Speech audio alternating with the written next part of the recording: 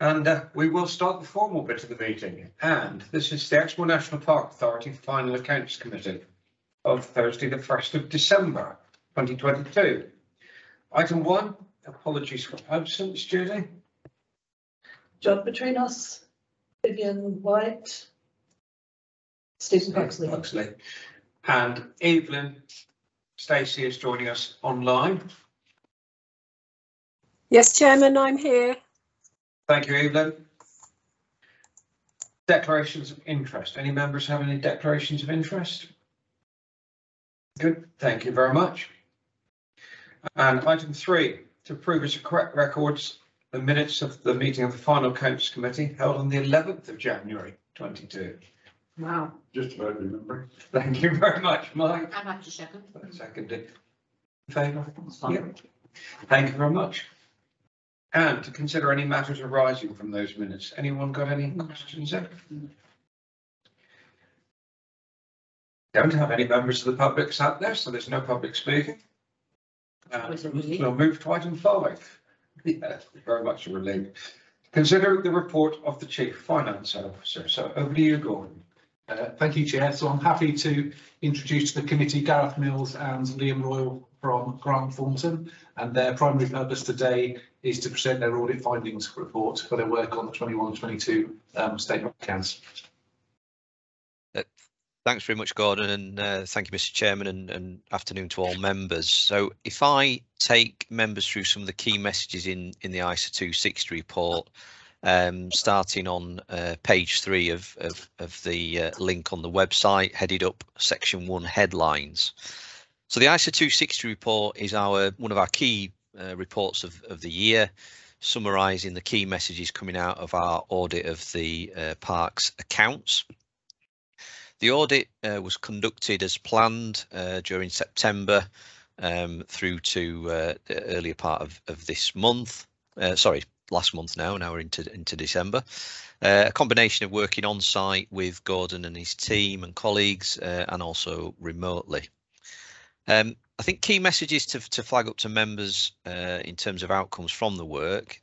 We've not identified any audit adjustments that impact on the authority's level of usable reserves. So that's a key point. So there's no change, I guess, to the funds available to members in terms of Exmoor. There are a number of some presentational adjustments and disclosure changes, which are fairly typical for an audit of this size, and those have been discussed and agreed with Gordon and included in the updated revised accounts. In terms of completion of our work, we are likely to be in a position, subject to approval of the accounts later on the agenda today, and receipt of your signed version of the accounts, signed annual governance statement and signed letter of representation, to hopefully sign off either later today or tomorrow, so that the audit will be concluded by the end of this week.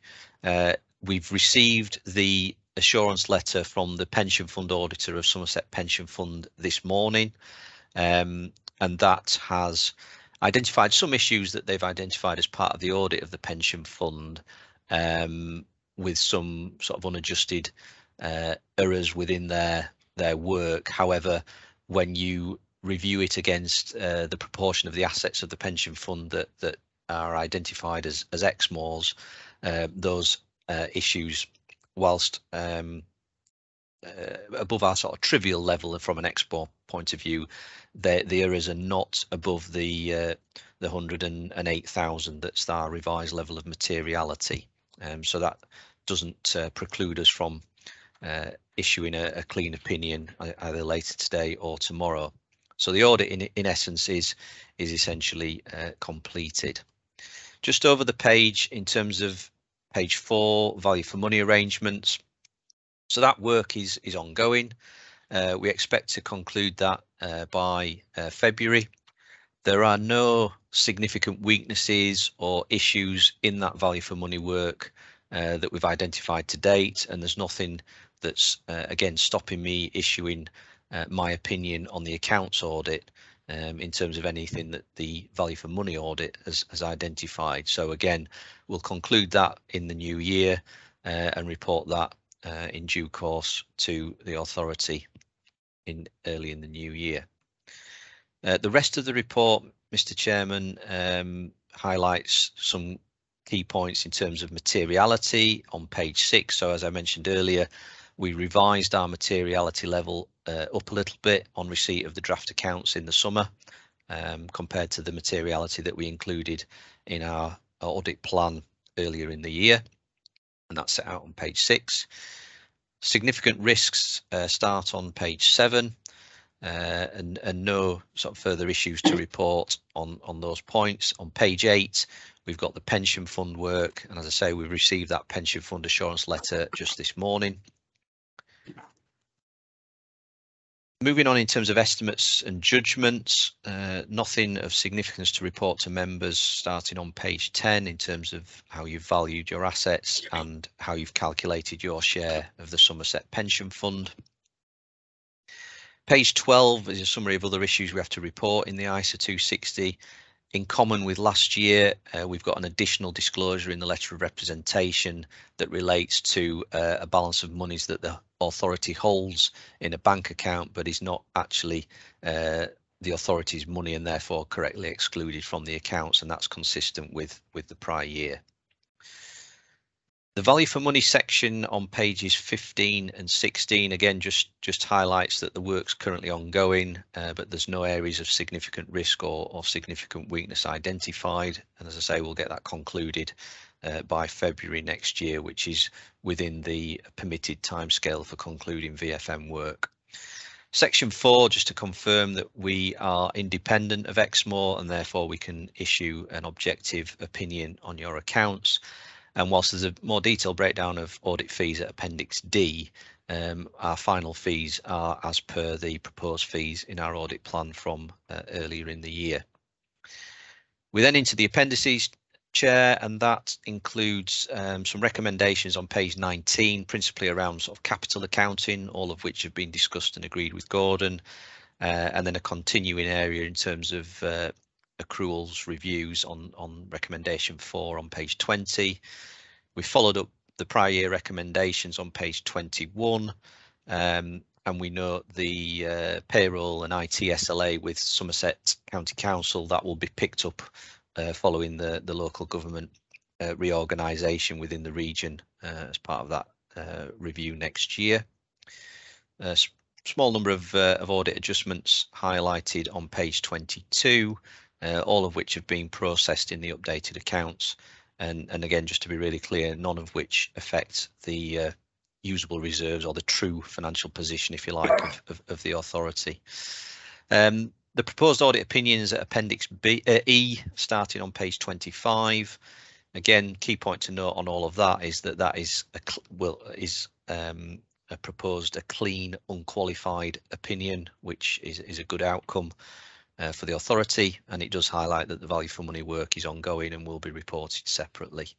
And then finally, just to comply with the audit code, Appendix F just sets out a brief letter to you, Mr. Chairman, around the fact that the value for money work will follow in February, and that would be within the permitted time frame for the value for money audit deadline.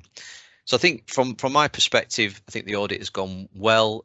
We've got a good professional relationship with Gordon and other colleagues. We do engage regularly throughout the year. It's the third year that I've been involved in the Exmoor audit, and I think it's gone well. And as I say, if we can get the signed documents later today, myself, Liam and our colleague Natalie, we'll hopefully sort of pull things together and conclude things either later this evening or tomorrow. So I'll pause at that point, Mr. Chairman, if you or other members may have any questions. Thank you very much. Any questions? Thank you, sir. Yes, Andrea? only quickly, Gordon, I just want to know about the timescale that we're going to sort out the payroll, the thing that's left over from last year, and our relationship with Somerset County Council. Is there a timescale for that? Well, the new ledger will be using us from the 1st of April. So yes, we'd be very much able to get something formalised before that. Yeah, okay, that's a reassurance, because we don't want to see it again next year, do we? That looks slightly different from what I thought it was saying, which is you can't make the new arrangement until there's a new council to make the new arrangement with. But in fact, what you're saying is it will be in place, but it will be paid on, it will all be working as on the 3rd of April when the change-over happens. Well, until we're told anything else, we're looking at using a new accounting system as from the new financial year. Right, So yes, And that's it. and that's already arranged. But they're in the process of developing it, yes. We very much hope it's on target. Okay, sorry, when I said it's already arranged, that you are working with the Yeah. Somerset County Council to get that. Yeah, we've Yeah, done it. yeah, good.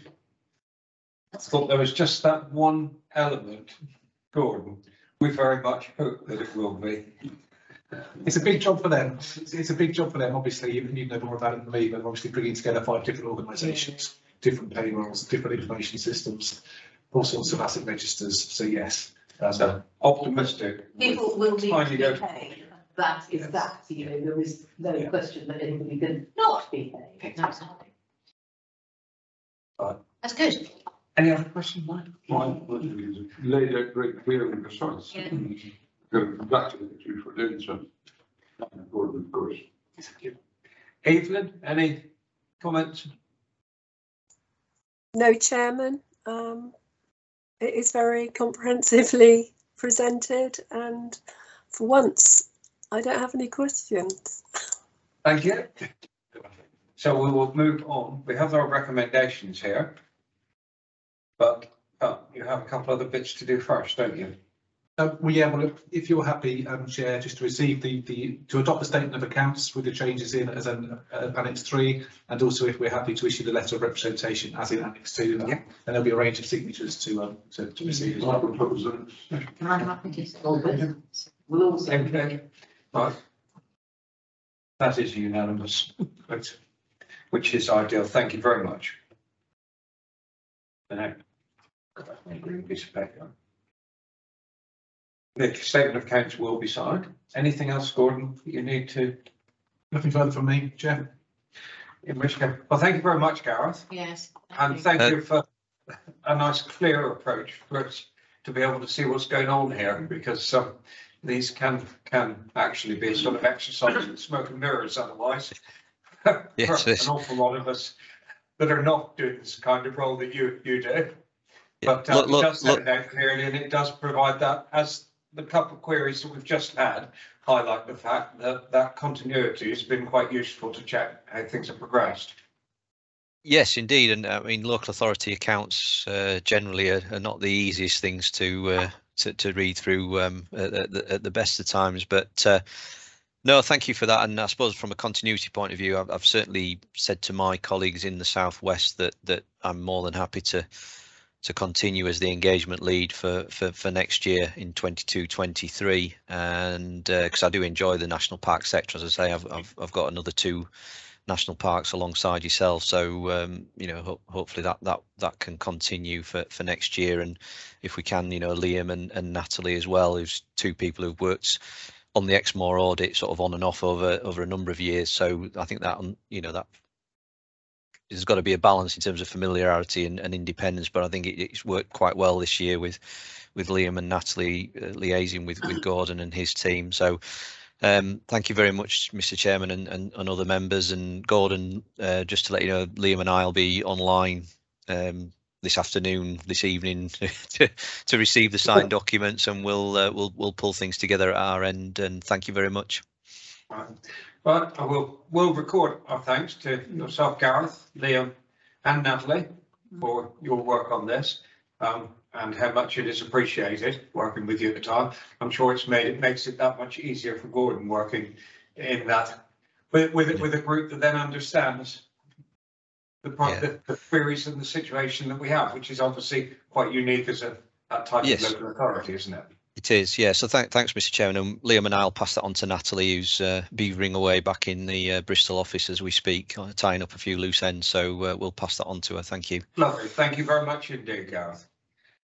I've not been notified of any other business of urgency. In which case, I will thank everyone very much indeed and close the meeting. Thank you very much. Thanks, everyone. Bye-bye now. Bye. Bye. Bye. Bye.